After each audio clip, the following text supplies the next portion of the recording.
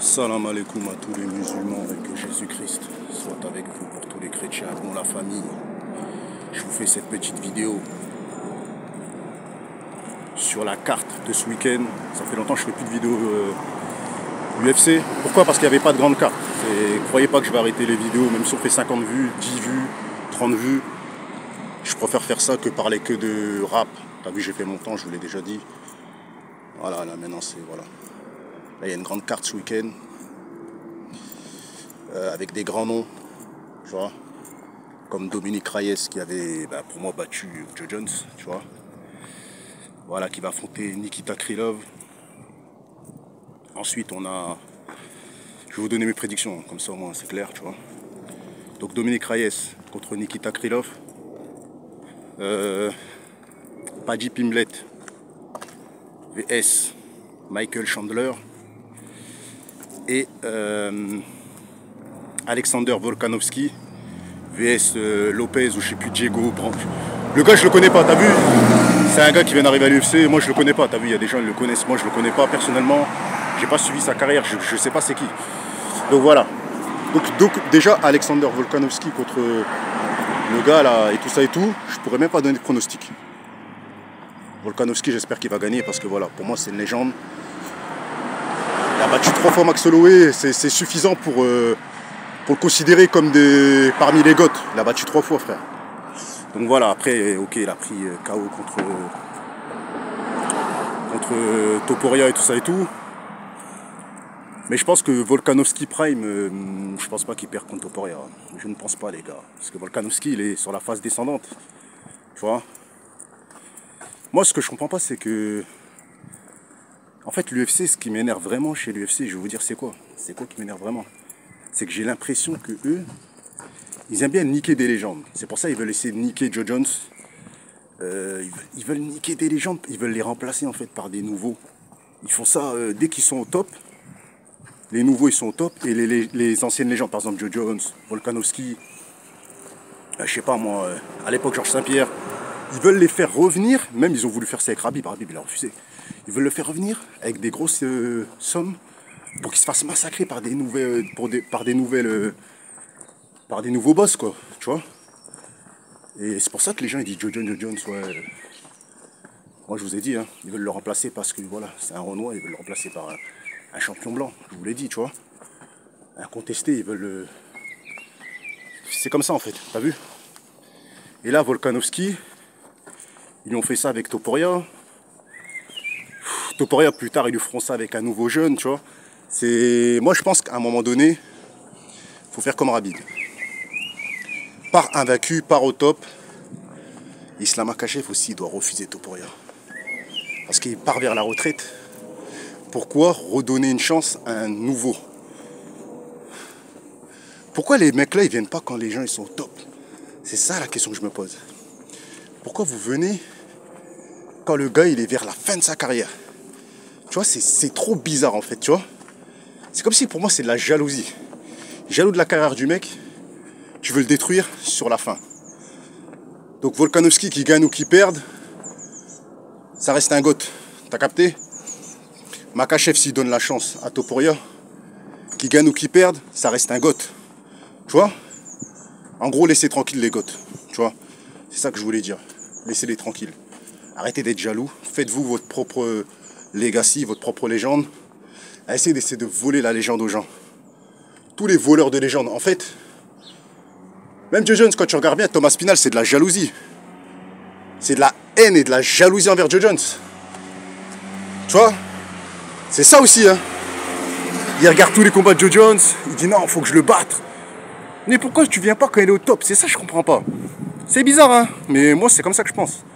Quand les gars ils sont durs, ils fuient le mec. Quand le gars il accepte tout le monde, il fuit le mec. Et quand les gars ils vont vers la retraite, ils veulent affronter le mec. C'est une dinguerie, frère. C'est une folie. Bref. Petite prédiction rapide. On va pas s'éterniser. Donc voilà. Ça reste que mon point de vue. Hein. Paddy Pimblett vs Michael Chandler.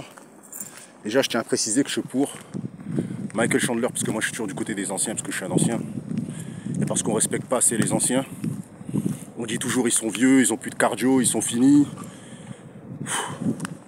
Ce que Glover Teixeira a fait et ce que Daniel Cormier ils ont fait, ils ont prouvé que les vieux justement ils corrigent les petits. À l'époque, Daniel Cormier il avait corrigé, il corrigeait tous les jeunes pour devenir double champion, il corrigeait tous les petits. Tu vois, Glover Teixeira pour devenir champion, il a corrigé tous les petits frères. Tu vois. Et ben j'espère que Michael Chandler va corriger le petit Paddy Pimblett. Même si j'ai rien contre Paddy Pimblett, j'espère que Chandler va le corriger, va le mettre un méchant KO et qu'il va pas rentrer dans la lutte parce que il est trop fort en lutte, hein. Paddy Pimblett, il peut l'étrangler, tu vois. Il a un JJB de fou, tu vois, il peut lui faire ce qu'il a fait à l'autre là, ce qu'il a fait au Renoir là, tu vois. Donc si ça va au sol, malheureusement, Paddy Pimblett il risque de l'emporter. Mais si ça reste debout, la foudre qu'il a dans les mains, dans les pieds aussi, parce qu'il met des kicks de fou. Chandler, moi je pronostique un KO de Chandler. Parce que Paddy Pimblett il se bagarre beaucoup. C'est un bagarreur aussi. Si tu vas dans la lutte, tu vas aller dans la lutte. Mais c'est pas lui qui va attaquer dans la lutte. Chandler, s'il est pas con, faut qu'il strike avec lui. Je pense qu'il peut le toucher. Il peut le coucher. Donc je dirais Chandler par vilain KO. Par méchant KO. Dominick Reyes. Je pense qu'il peut l'emporter contre Nikita Krylov. Je pense qu'il peut le faire. Mais en même temps, je me dis que Dominick Reyes, ses derniers fights, on a vu que c'était compliqué, tu vois. Il gagne ses derniers combats, mais c'est pas... Il a eu beaucoup trop de défaites après le vol contre Joe Jones. Il a eu beaucoup de méchants KO. Il est quand même touché, t'as vu, dans son estime. J'ai l'impression qu'il est plus trop concentré à 100%. Il revient petit à petit, là, il regagne ses derniers combats et tout. Mais Dominick Reyes redevenir au top comme à l'époque, je pense qu'il est plus prime. Je dirais qu'il va gagner à la décision, tu vois. Mais je vois pas Dominick Reyes surclasser Nikita Krylov. Je pense qu'il va gagner à la décision, tu vois. Donc voilà. Et Volkanovski, comme je vous ai dit, qu'il gagne ou qu'il perde, ça reste un goat. Hein. Et ils sont jaloux de lui. T'as vu, c'est de la jalousie, les gars. Tu vois. Le faire affronter à la fin, non. À la fin de sa carrière et tout, lui donner un jeune comme ça, c'est de la totale jalousie. Même Dana White, c'est pas bien ce qu'il fait, t'as vu. Il devrait continuer à protéger les goths au lieu de les envoyer au casse-pipe contre des jeunes loups, tu vois. C'est incroyable, tu vois. C'est incroyable. Ils veulent envoyer les goths face à des jeunes loups. C'est vraiment des chiens, mes frères et sœurs. Et voilà, il n'y a plus de respect pour les goths, je le répète. Il y a beaucoup de jalousie envers les goths. Et la jalousie, elle ne vient pas de Dana White, elle vient des combattants, des jeunes loups qui n'ont plus de respect pour les goths et qui veulent tabasser les goths. Tu vois? C'est comme Adesanya. Pourquoi sa carrière elle a mal fini? Parce que Anderson Silva, c'est un goth. Tout le monde sait que Prime, il aurait baisé Adesanya en Prime. Je mets Prime, Adesanya, Prime. Anderson Silva, il n'y a pas match, frère. Regardez ce qu'Anderson Silva lui faisait.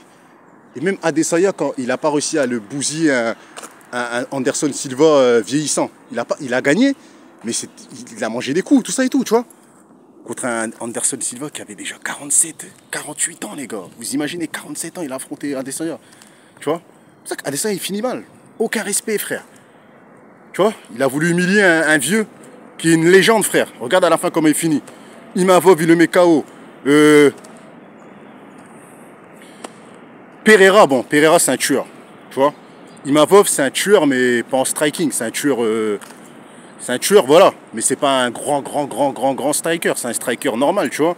Il l'a mis KO, frère. Sean Strickland. C'est juste un mec qui n'utilise que ses points.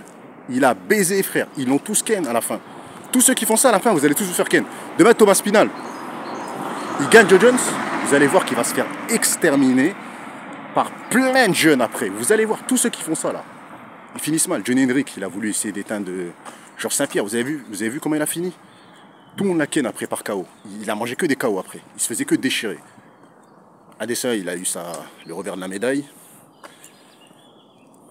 Vous verrez, hein. Vous verrez, les gars. Moi, je vous dis, hein, Thomas Spinal, pour moi, c'est pas un goth.